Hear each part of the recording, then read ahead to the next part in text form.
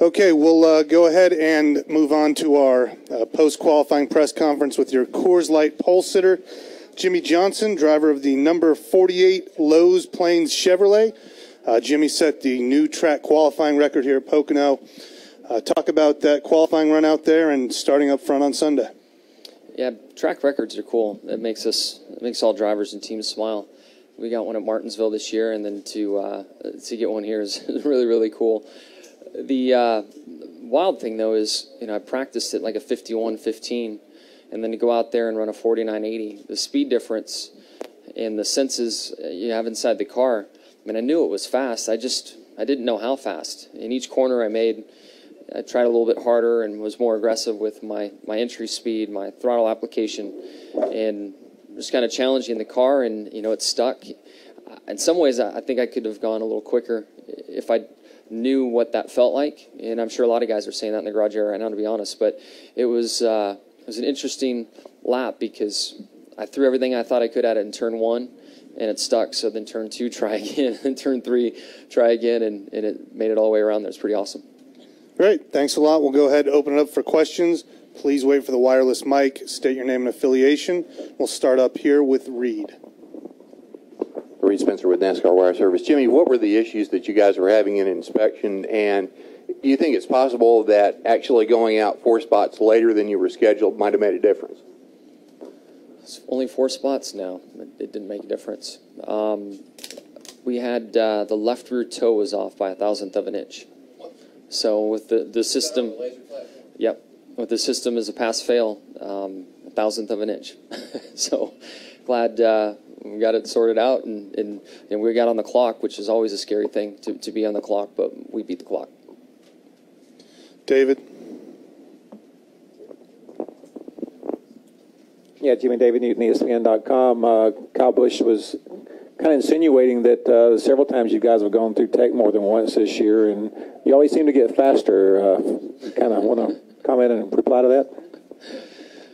I wish that there was some master plan behind it all, but they're welcome to try it. They're welcome to experience the stress that goes with it. My heart was pounding out of my chest trying to get in the car and beat the clock. I don't wish that kind of stress on anybody. So I think it's pretty awesome how we've been able to perform in those moments. But it's not what I want to go through. Candace. Candace Smith, drafting the circuits. Jimmie, is it safe to say that Pocono's becoming one of your favorite tracks? The great qualification today and winning in June, and just good show here. Yeah, it's shifting here makes this track so much fun. And when we weren't allowed to shift for a while, the fun factor kind of went down some. But the gear change allows you to help turn the car, makes it interesting.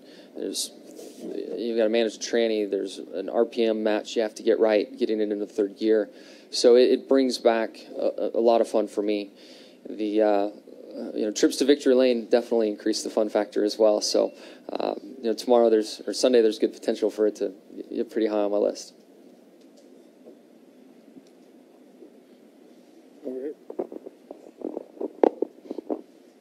Philip Matthew, drafting circuits. Jimmie, the flat tracks give you a little more adjustability. Maybe what do you have on the flatter tracks versus most of the 1.5 mile cookie cutters where you can adjust the car and make it work better for your driving style? What fits for you? Because you win many times at Indy, and now Pocono's working well. Is it the car as well that it's kind of suited your driving style?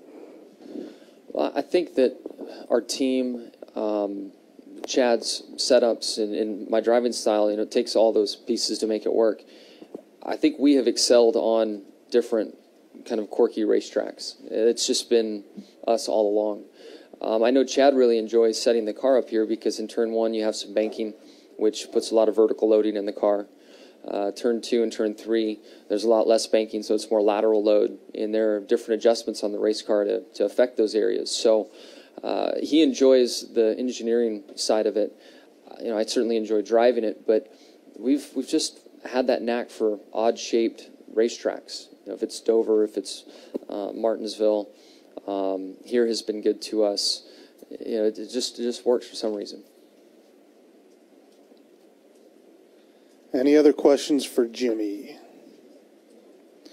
One more from Candace, and then we'll wrap up. This isn't about today, but I asked Jeff Gordon earlier when he's going to put that dad owner hat on for one or both of his children when it comes to racing. Is it something that you're thinking about for your family if your daughter's interested and one day the other child? Yeah, we have another girl on the way, and I don't, if they want to, I mean, absolutely. I would love to teach my daughters how to race. They probably won't want to listen to me. I didn't want to listen to my dad. I was talking with Ward Burton earlier today and try to help Jeb out as much as I can. And he was thankful because Jeb didn't want to listen to his dad. And I said, hey, man, I was there, I know. So it might be more of a fantasy in my mind where it would be great to teach my children how to race and all that. But I could say that Genevieve is definitely on the girly route. So I'm not sure race cars are in her future. She's into anything pink and princess-ish. So maybe not her, but maybe the second one on the way will be. All right. Thanks a lot for your time, Jimmie. Good luck Sunday.